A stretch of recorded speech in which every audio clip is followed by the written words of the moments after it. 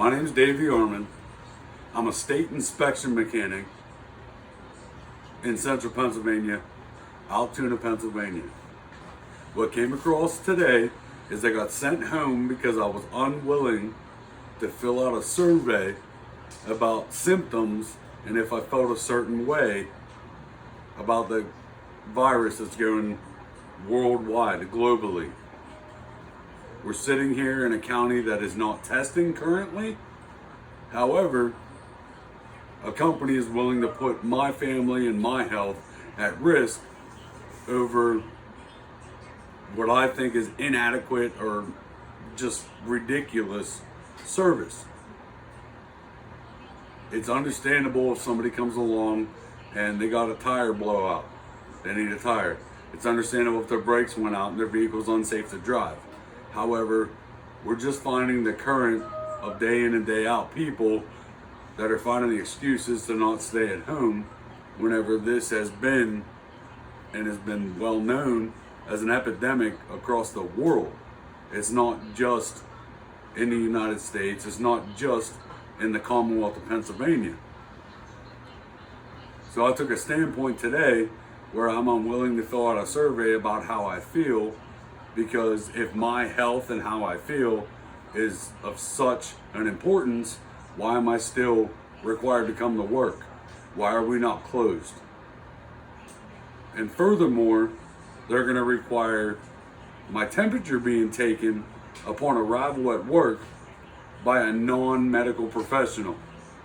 What the fuck does that matter if my temperature is up, down, sideways, backwards, whenever for the past months and the past week especially, where they've shut down non-essential businesses, most of the dealerships, most of the maintenance shops, everything else have shut down in my area. But I'm required to still report to work. However, I got respectfully asked to go home because I was uncooperative to filling out a survey about my temperature, how I feel, and everything else. As a grown adult with children, if I didn't feel good, I wouldn't go to work.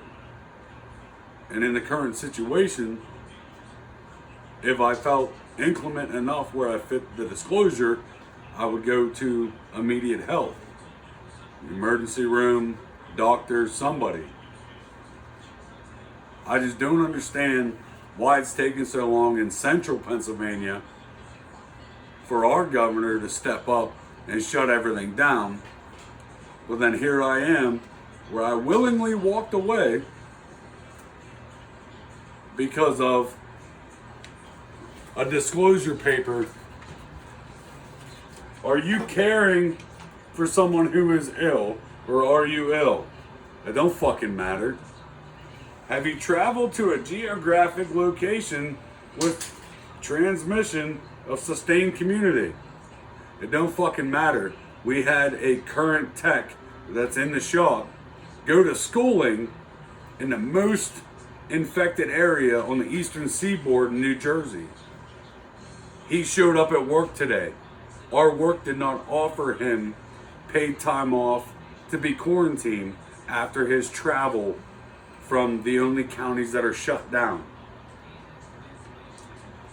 Have you been in close contact with a person with known to have COVID-19 illness? Well, I don't fucking know. They're not testing around here. I'm not a doctor. I fix cars. I help people keep their car on the road. I'm not a medical professional. Do you have a fever of 100.4 degrees or higher? Well, I don't know. I don't take my temperature regularly. I get out of bed, I put my pants on, and I go to work like every other blue-collared worker. Do you have symptoms of a cough? I don't know. Yes, no. Am I doing brake work with asbestos? Am I doing tire work? Am I around vehicles that have gasoline combustion engines all day, every day for the past however long my career was in my life? Do you have symptoms of shortness of breath? I don't know. Did I bend down too fast? Did I stand up? What do you mean here? Last time I checked, I can tell you if your brakes and tires are good and you pass inspection, but I'm not a doctor. I don't know what shortness of breath considers. Do you have any of the following risks? Are you above 65 years old? Apparently not. Do you have diabetes? That's a private medical concern. Chronic heart disease? Private medical concern. Chronic lung disease? Private medical concern. Chronic kidney disease? Private medical concern. Immune compromised disease? Private medical concern. All covered under HIPAA. I am not at any responsibility, legal liability to disclose any of this information upon employment in the Commonwealth of Pennsylvania. However, I am asked nicely to go home from work for not signing their checklist, for not filling it out and signing it. Are you taking any immunosuppressive medication such as corticosteroids or biologic drugs? Humira in particular. Not your fucking problem. So here I am, standing there and saying, if that checklist is of such importance, why are we still open? And then they asked me nicely to go home. I went home. I'm a grown man, happily married. I got 3 beautiful kids. I've been subject to customer cars where think it's a joke. That's why everything's spreading. That's why it's not a joke. The virus can stay on surfaces, especially hard surfaces, that especially a whole car is made of. Hard plastic, metal, everything else, for up to a week. We weren't doing any sanitation. They weren't disinfecting cars before operation. They weren't disinfecting cars before somebody come in for an oil change. So I'm subject to risking my health and my family's health over petty nonsense, non-life sustaining importance. So the clarification with Tom Wolf that I don't agree with is, yeah, I am a state inspection mechanic. I am a licensed mechanic in the whole Commonwealth. However, I don't agree with the whole fact that we're a life-sustaining organization. I can't save somebody if they're dying in my waiting room, but I can check their air pressure and change their oil, and that's important right now.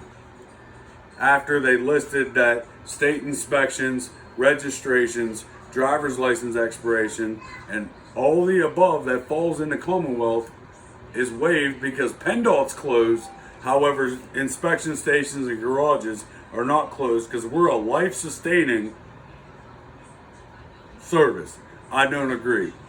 I falsely agree, and I took a standpoint today, just like I would tomorrow and like I would yesterday, that I do not agree with